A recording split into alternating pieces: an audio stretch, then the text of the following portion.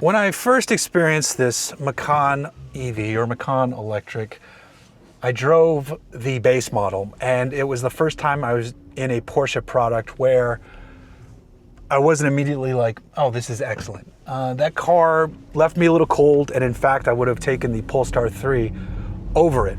But I did say I need to wait and drive the more exciting versions to come. Now I am in what is typically my favorite of all the Porsche trims, the one wearing the GTS lettering on the outside. This is the 2026 Macan GTS Electric, and guess what? Holy shit, it's pretty good. God damn, that was fast.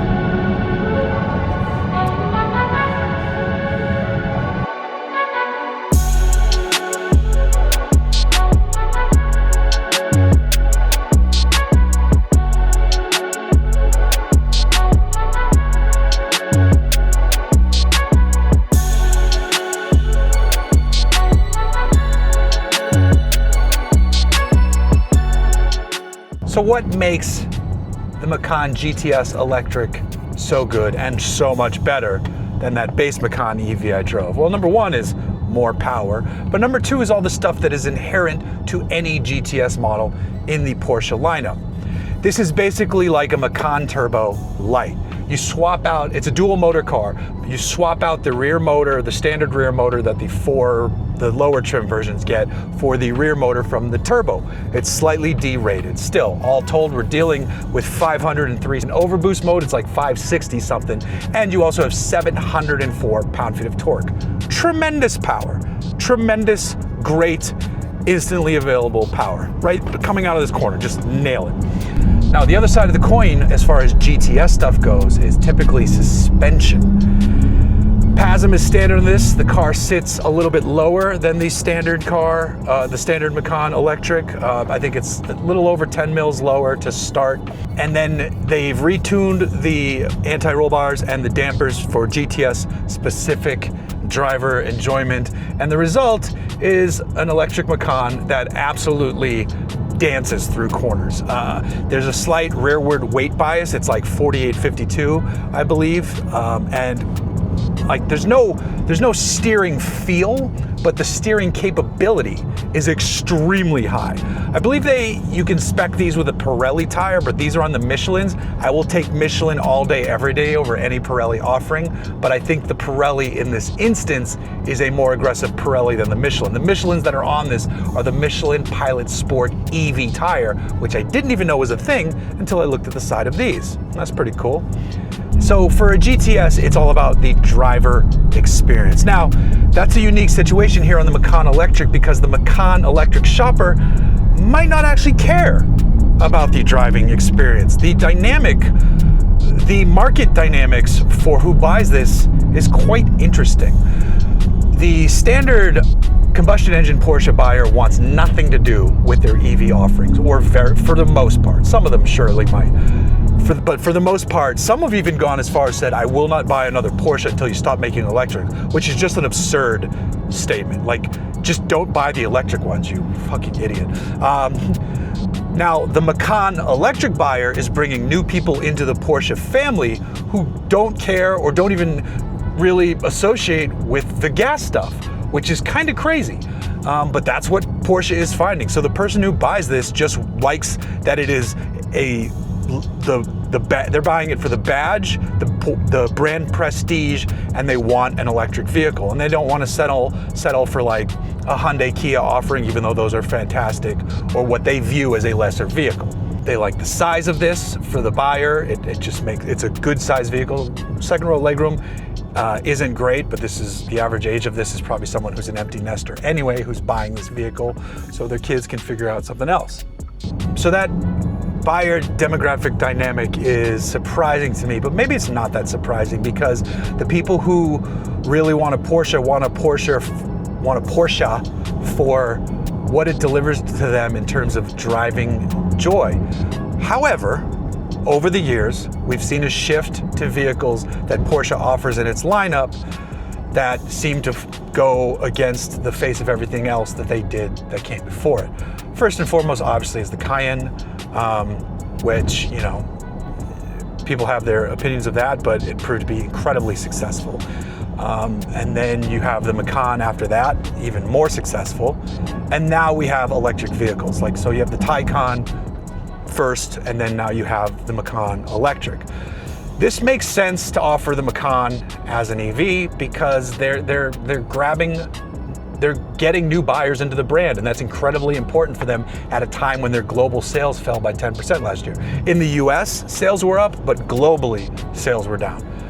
And the US remains their largest market, so they still have to listen to what's going on here. But in Europe, if you want to sell a Macan in Europe, it has to be this one. So the good news is that the GTS version does exist because dynamically, it's stellar. I'm actually really impressed. I always know I'm going to like a GTS badged vehicle. It's never led me astray in that thinking. I always go into it knowing like, all right, here we go. This is the one I'm probably gonna like the most relative to the rest of the family members of that given model. And it's held true for every GTS model I've ever driven. And it's true here. Now, granted, my two experience points, my two data points for the Macan Electric have been the base car and the GTS, and I was not wowed with the base car. The GTS, I am extremely wowed because of how much I didn't really enjoy the base car. This thing just is so eager to turn in. The steering ratio is nice and quick, so you're actually not having to use that much steering angle to whip through a canyon road. Obviously, the electric power on tap is incredibly quick. Porsche quotes a 0 to 60 time of 3.6 seconds. They're always conservative. It's gonna be in the lower section of the threes. They quote a quarter mile of like 12, which means it's in the 11s.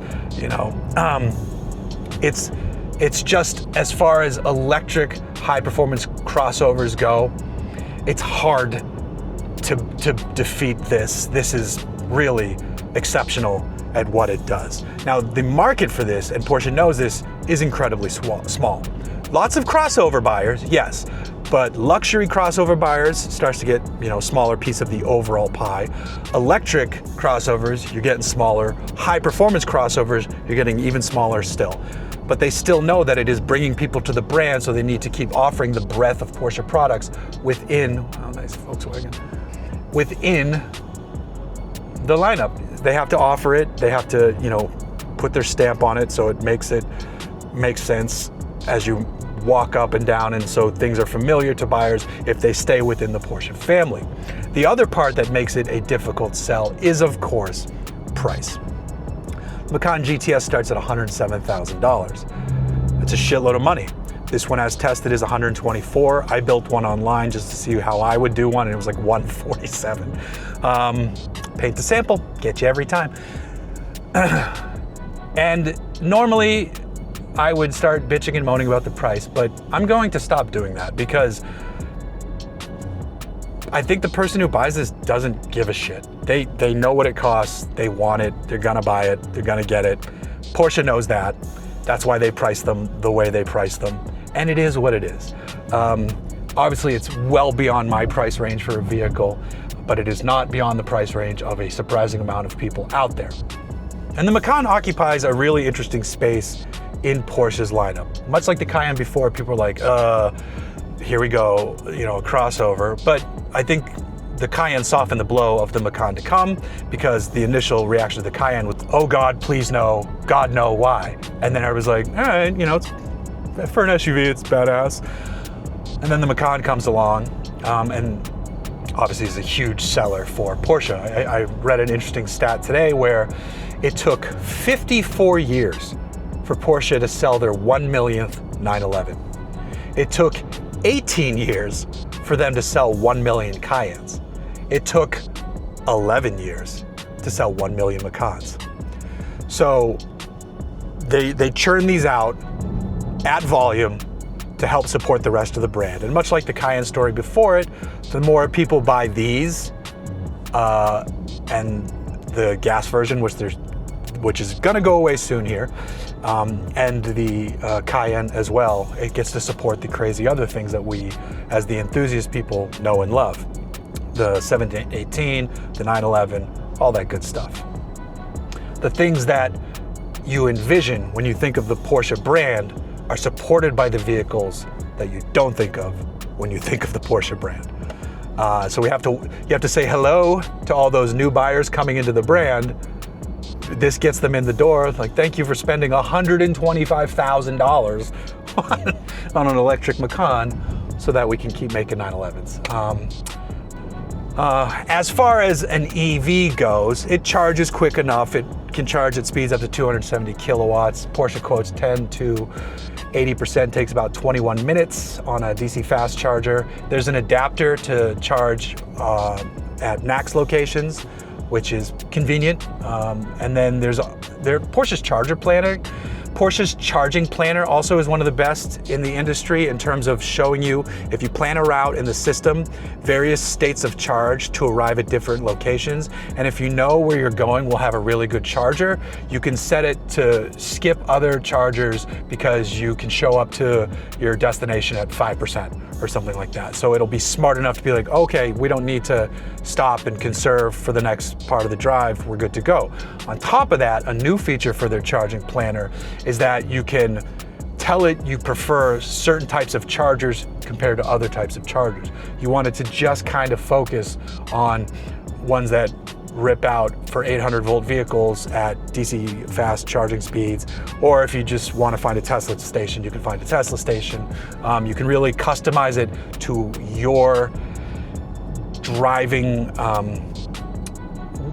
what you normally do if you're using this further away from home than normal, or if your route requires you to stop at a lot of charging stations. I'm sure the average Porsche customer, based on what I know the demographics average net worth to be, you guys are doing quite well, even these shoppers, you probably have a house and you probably charge it at home, which I get. And when I get home, I'm gonna plug it in and see how that goes on my at-home charger. But for now, if the traffic would get out of my way here, which it's not going to at the moment, or take a highway, hit and miss. Sometimes it's empty, other times you're stuck behind 12 people and nobody's using a turnout, and that's today. Oh, there's someone using a turnout in a Golf R. They're probably just tired of sitting behind traffic.